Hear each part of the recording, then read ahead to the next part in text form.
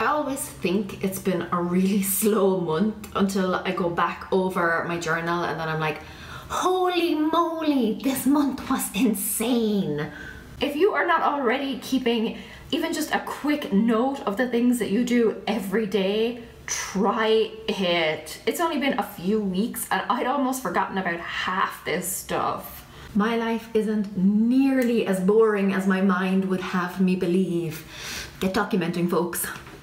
If you are interested, I have a separate vlog channel where I am woefully far behind with uploading videos, but that is where I put all the normal day-to-day stuff. I will link it in the description box below. This channel is just for the highlights, and this month there were a lot of them. Let's go.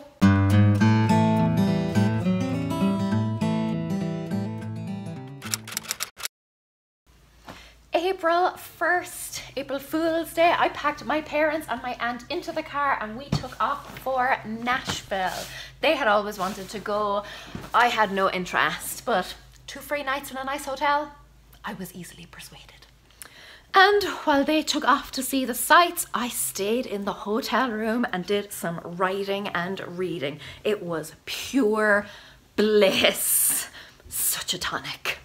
By the by, if you are looking for a place to stay in Nashville, you could do a lot worse than the Noel Tribute Portfolio Hotel. Not sponsored, it's just super snazzy and I really liked it. Really friendly staff too. And apparently, though I didn't see it, a secret bar in the basement. But the most interesting part of the whole trip for me was our last day there. So first we swung by the Parthenon on our way out of the city. It is a replica of the Greek Parthenon and it has a replica statue of Athena inside, which is magnificent. If you're in Nashville and you have no interest in country music, Centennial Park is the place to go. It is beautiful. Then about 2 hours into the drive home, we stopped off to get some food and the news there was talking about tornado warnings. It seemed pretty unlikely to us because up until that point it had been clear blue skies all the way. But then in a matter of seconds, the sky went black and it all kicked off. We hopped in the car and hightailed it out of there.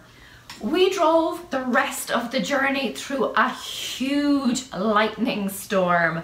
So exhilarating. Even my mother, who was initially close to having a heart attack, ended up enjoying it. We didn't actually get to see a tornado, but we did see what we assume was the formation of one off to the west. It was quite a sight to behold and I was raging. I was driving because I couldn't get a good look and I had to rely on my family's frankly subpar camera skills to record the whole thing. No, I love you, family. Thank you for letting me use your footage. But yeah, that was an experience and a half. When we got back, Sam headed off to New York to do another Sports Illustrated interview and also a radio show with CBS. So a good week for him too. We went to the cinema to see Black Panther with my dad. It's good. Scout school had a lockdown drill. My family left on the 6th, which is always bittersweet because I miss them, but it's also really nice to get back into a routine. And then on the 7th, I went shopping for stuff for the goodie bags for my meetup in Chicago. That is coming up in... But first, the zoo. Sam, Scout and I spent the day in Cincinnati Zoo. It's lovely there, lots to see and do. Scout petted a snake. Personally, I kept a healthy distance from the spawn of Satan. But Sam brought her up while I utilised the zoom feature on the camera. I battled a minor dose of laryngitis this week. My throat was actually so raw that it was bleeding slightly and my voice pretty much disappeared. But I took care of it and after a few days it started to clear up. Scout was also sick this week. She had a minor urinary tract infection. I filled her with fluids and a small bit of antibiotic, and thankfully she cleared up in a few days too. And then something weird happened. Okay, it's ridiculous, but somebody in a Facebook group asked if there were any full-time bloggers in there. And I commented and said, yes, I am a full-time blogger and YouTuber. And then I woke up the next morning like, holy fuck, I am a full-time blogger and YouTuber. I know that sounds crazy, but it had honestly never occurred to me up until that point. I've always considered myself a part-timer. My main job has always been looking after Scout, or at least that's what I considered my main job to be, but she is in school full-time now, and she has been since the beginning of this year. And I don't know, I just never really noticed that transition. But yeah, it only hit me this month that this is actually what I do for a living. Full time. I know it sounds crazy and ridiculous, but that is what happened. And since then, I have been slacking off a lot less. We also found out this month that our landlords are selling up. We were hoping to extend our lease to give us more time to build up a decent credit history here, but nope.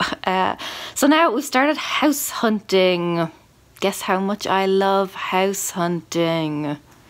And then I went to Chicago. I co-hosted a meetup with Carrie Harling and it was magical. Thank you so much to everyone who came along, especially to Ingrid, who flew all the way from Texas for it. I will save you a long narrative and just share some of my Insta story here. It's happening! I am in the car, obviously not driving, I'm still in the garage, but I am about to drive to Chicago to meet with Carrie Harling and some of you.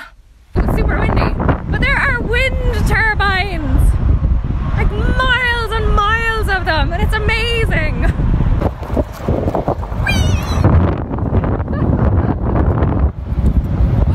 I feel like a child again. I made it! Oh my god, Chicago traffic is pure hell. It was a nightmare getting here. But this is my view in rainy, grey Chicago. This is my room. They gave me 2 queen beds for some unknown reason. I'm only a tiny little person. But look what I found in the drawer.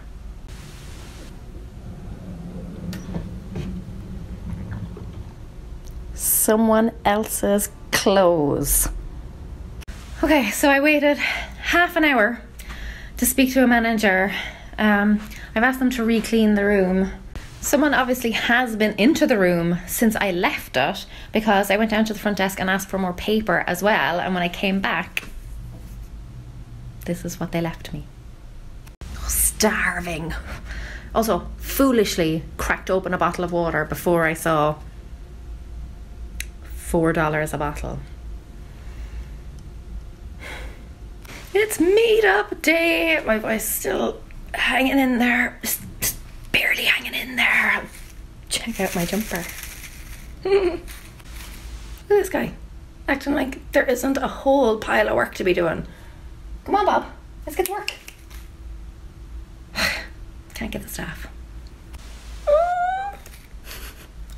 5 minutes. Here we go. Freaking out, freaking out, freaking out, freaking out, freaking out.